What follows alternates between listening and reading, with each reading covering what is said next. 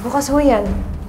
After nung pamamahiya mo sa akin, do you really think na magiging okay ako sa sorry mo? Gagawin kong miserable ang buhay mo!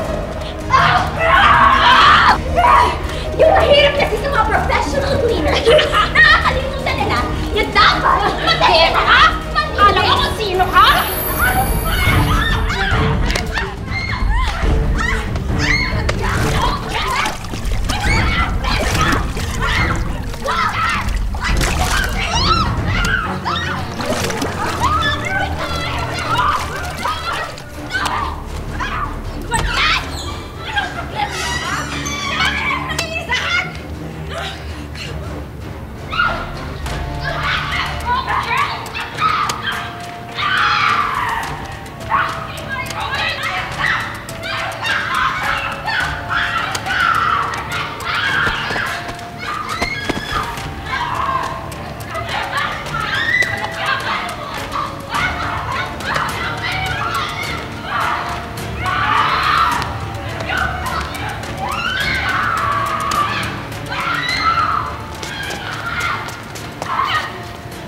Ano meron?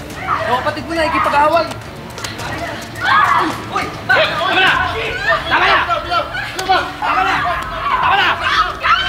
Tama na! Hindi pa tayo tapos! Tama na!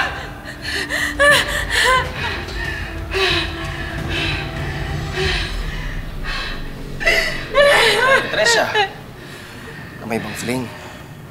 Walang iya ko, Deb! Kailan ka pala wala na?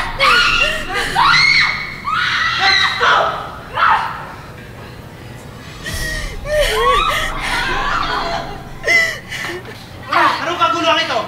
May santik ang janitors na yan! Biglang niya na lang ako pinagsasampal!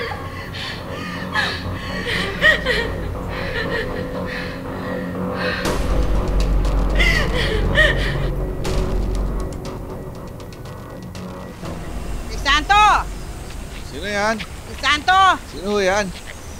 Ako. Oh, yung mga anak mo! Naku, nakikipag-away sa Maynila. Ano ba sinasabi ninyo, Kapitana? Nagtatrabaho lang matino yung mga anak ko rin. Naku, ikaw kasi, masyado kang bilib dyan sa mga anak mo. Oh, eto, nakita ni Peta sa face note. Nakikipag-away niya.